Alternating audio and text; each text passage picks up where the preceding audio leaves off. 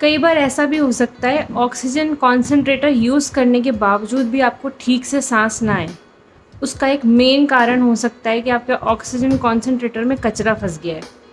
तो हम आज आपको बताएंगे कि ऑक्सीजन कॉन्सेंट्रेटर को साफ़ कैसे करते हैं, और ये रेगुलरली करना होता है और ये बहुत ज़रूरी है ताकि वो बेटर तरीके से एफिशिएंटली आपको कंटिन्यूसली ऑक्सीजन प्रोवाइड कर सके। तो आइए देखते हैं। सबसे इम्पॉर्टेंट बात, अगर आप कंटिन्यूस ऑक्सीजन सपोर्ट पर हैं तो आप कोशिश करिए कि आपके पास में ऑक्सीजन कॉन्सेंट्रेटर के अलावा एक स्पेयर ऑक्सीजन सिलेंडर भी हो, जैसे कि ये आपको फ्रेम में नज़र आ रहा है। तो जब आप इस कॉन्सेंट्रेटर की सफाई करें तब इस ऑक्सीजन सिलेंडर की मदद से ऑक्सीजन लेते रहें। उसके बाद ऑक्सीजन कॉन्सेंट्रेटर का स्विच ऑफ कर दें। आप देखेंगे कि बंद घर में होने के बावजूद भी तो कई सारी मिट्टी आ जाती है।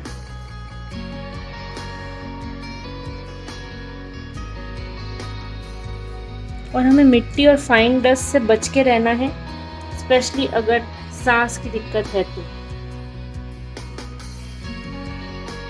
तो ऐसे एक सूखे कपड़े से, इस पे गीला कपड़ा ना लगाएं, एक सूखे कपड़े से तो साफ करें।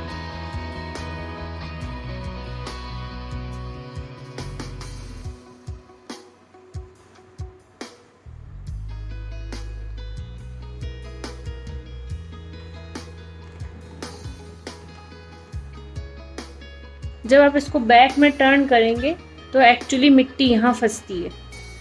आउटर बॉडी पे मिट्टी होने से इतना फ़र्क नहीं पड़ता, हालांकि पेशेंट को डायरेक्टली इनहेल करने में वो मिट्टी उनके अंदर जाएगी और उससे उनको दिक्कत बढ़ सकती है।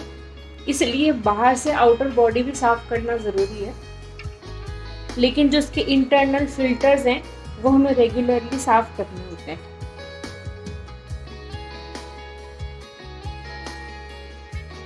तो वहाँ जाने से पहले आप इसको ऊपरी सतह से साफ कर लो।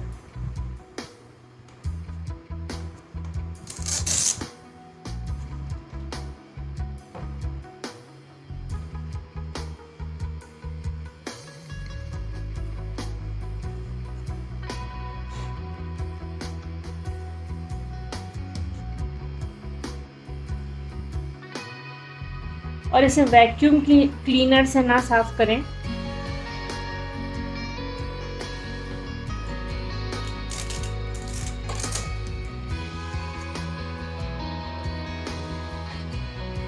अब इसके फिल्टर्स को खोलने के लिए इस तरीके से खोलें। तो ये जो पार्ट है इसको ऐसे फिंगर्स डाल के, यहाँ पे इसके लॉक्स हैं, इसको धीरे से खोलिए, ये खुल जाएगा और अलग हो जाएगा। अब आप देख सकते हैं इसमें कितना कचरा फंसा है। आप सोचेंगे कचरा आता कहाँ से है, मैं आपको जूम करके दिखाती हूँ। इसमें फंसे हैं बाल।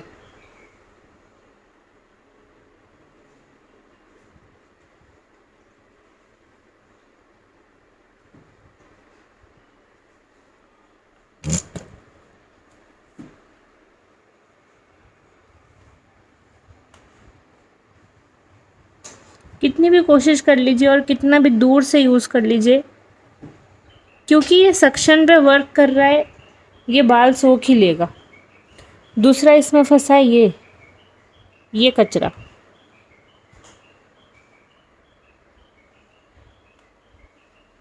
ये है लिंट। कपड़ों में से रुएं निकलते हैं, चादर से, जो हमने पहने हैं वो कपड़े उसमें से, और हमें पता भी नहीं चलता। लेकिन ये मशीन उसको एब्जॉर्ब कर लेती है, क्योंकि इसका सक्शन बहुत हार्ड है, बहुत स्ट्रॉन्ग है। ये देख रहे हैं आप कैसे इसमें से डस्ट निकल रहा है मेरे टच करने पर भी। इसको साफ करने के लिए एक इस तरह का ब्रश लीजिए, सॉफ्ट, और बाहर की तरफ स्ट्रोक करते हुए, ताकि मिट्टी वापस अंदर न जाए। बाहर की तरफ स्ट्रोक करते हुए इसमें से कचरा निकालें।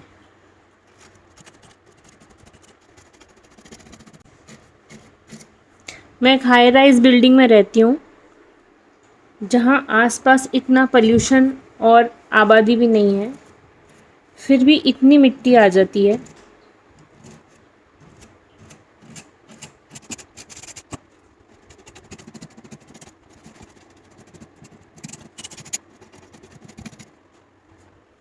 उसके अलावा इसका जो कवर है उसमें भी मिट्टी फंस गई होगी, तो आपको ये इस तरीके से यहाँ से भी साफ़ करना पड़ेगा।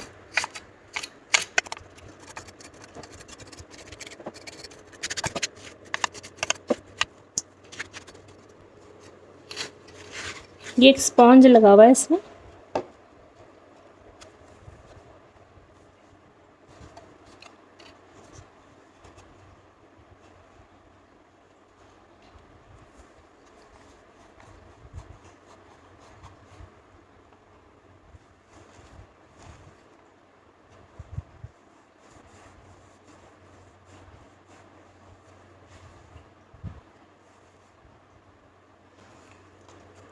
इसको साफ़ हो जाने के बाद ये लॉक्स हैं, ये यहाँ ऊपर सबसे ऊपर लगेंगे। इसको यहाँ लगा के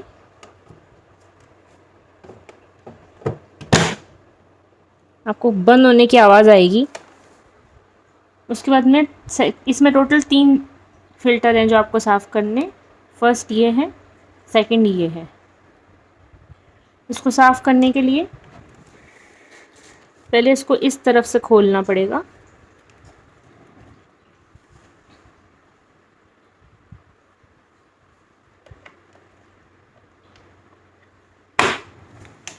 मैं इसको कुछ इस तरीके से खोलती हूँ, एक शार्प चीज़ लेके, जिससे इसका ये प्लास्टिक भी ना ख़राब हो।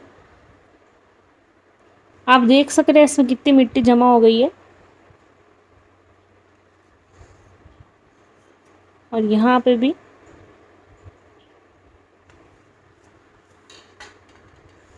अब इसके अंदर ये एक पार्ट है जो कि इस तरीके से निकल जाएगा।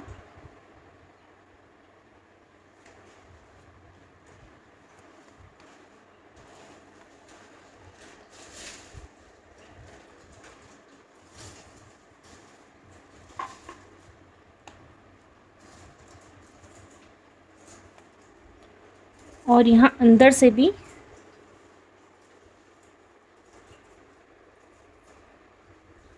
ऐसे साफ करना है।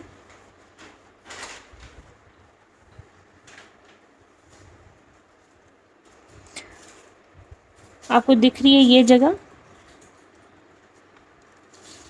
तो इस पार्ट को वापस यहीं पे डालना है। ये इसमें फिट हो जाता है पूरी अच्छी तरीके से। इस पार्ट को क्या कहते हैं? ये फिल्टर हर 6 से 8 महीने में चेंज करना होता है, और ये लगभग 3000 से लेके 3500 तक का आता है।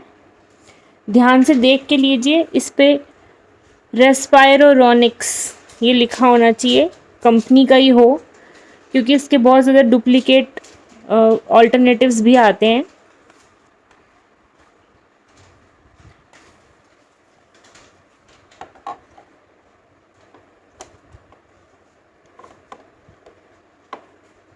यहाँ पे अच्छे से फिट करने के बाद में,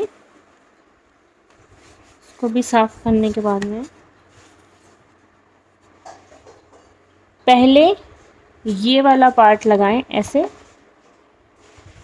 और फिर इसको अंगूठे से प्रेस करें, ये बंद हो जाएगा। और जो थर्ड फिल्टर मैं आपको बता रही हूँ, और जो इसका तीसरा पार्ट है, उस पर अक्सर हमारा ध्यान नहीं जाता है, वो है यहाँ नीचे। तो ये मशीन 3 जगहों से एयर ले रही है, एक यहाँ से, एक यहाँ से, और तीसरा यहाँ से। इससे भी साफ़ करना बहुत ज़रूरी है।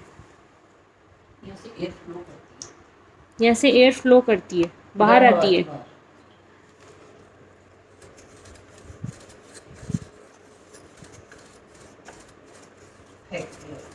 तो इस तरीके से आप इसको भी साफ़ कर लीजिए। ये एक सिंपल सा मेहंदी लगाने वाला ब्रश है, पर ये बहुत काम आता है हमें इस मशीन को क्लीन करने में। कई बार खींचने की वजह से ये तार यहाँ से निकल जाता है, और निकलने के बाद फिर यहाँ से भी एयर जाती है अंदर, और यहाँ कचरा फंस जाता है। तो आप हमेशा ध्यान रखिए कि ये इस तरीके से पैक्ड रहे वायर। पूरी तरीके से साफ़ करने के बाद ही इस मशीन को यूज़ करें।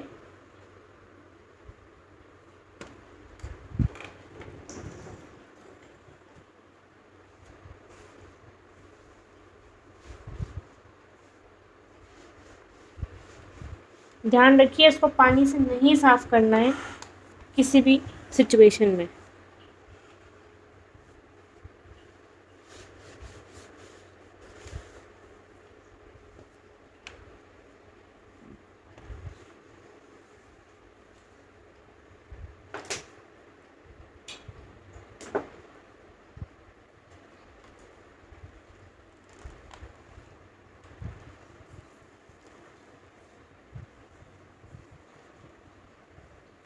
अपने ट्यूब को भी टाइम टू टाइम चेक करते रहिए।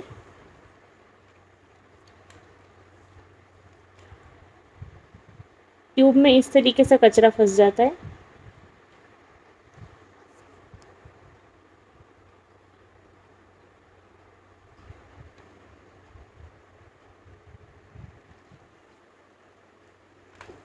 तो मैं इसको ऐसे निकालती हूँ। पहले इसको सैनिटाइज करें।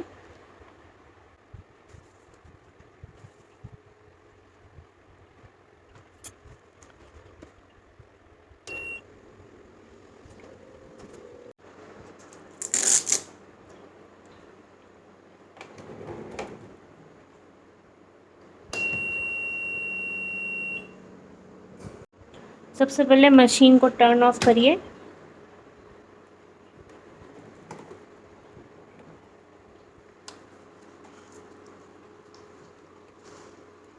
बॉटल को निकालिए।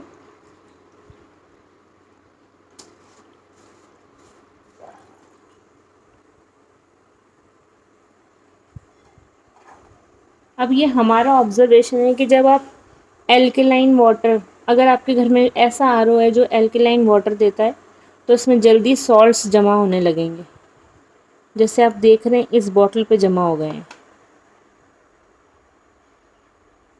तो हमें इसके अंदर डिस्टिल वाटर डालना होता है।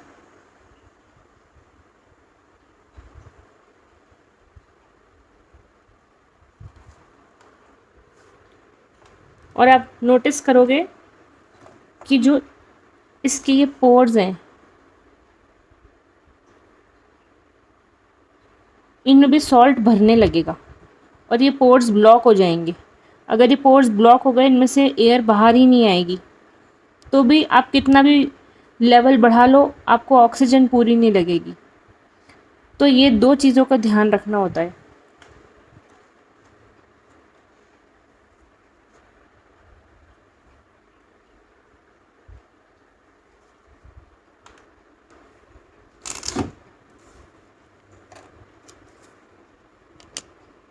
एक प्रॉब्लम और भी आती है, जब आप इसको बंद करते हैं तो कई बार ये चूड़ी ढंग से नहीं बंद होती, और उसकी वजह से एयर यहाँ से लीक करती रहती है। आप जितना भी ऑक्सीजन बढ़ाते जाइए, पेशेंट को ऑक्सीजन पूरी मिल ही नहीं पाती है। तो जब आप इसे बंद करें, आप ध्यान रखें कि चूड़ी इस तरीके से बिठा के और फिर घुमाएं, और ये सिर्फ 1 टर्न लेगा, उससे ज़्यादा घुमाने की ज़रूरत नहीं पड़ेगी। पूरा बंद होने के बाद में फिर इसको यहाँ लगाएं और हमेशा स्ट्रैप से बांध के रखें, क्योंकि अगर ये पार्ट टूटा तो ये रिपेयर नहीं होगा, ये रिप्लेस होगा, ये पूरा ट्यूब। ये मेरे पास एक सेकंड पीस है जो यहाँ लगा हुआ है। ये प्लास्टिक का होता है, ये टूटने पे आपको नया लेना पड़ता है। करीब 800 से 1000 रुपये तक का आता है, डिपेंडिंग अपॉन आप कौन सी सिटी में है, कहाँ है।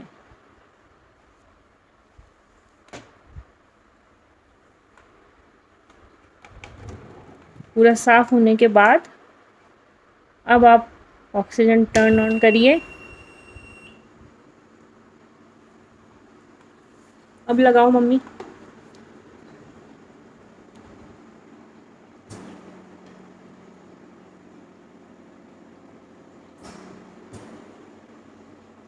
कुछ डिफरेंस फील हो रहा है मम्मी अब? हाँ, क्या? अच्छी हवा दी है, फ्लो तेज आ रही है, और सांस आराम से आ रही है।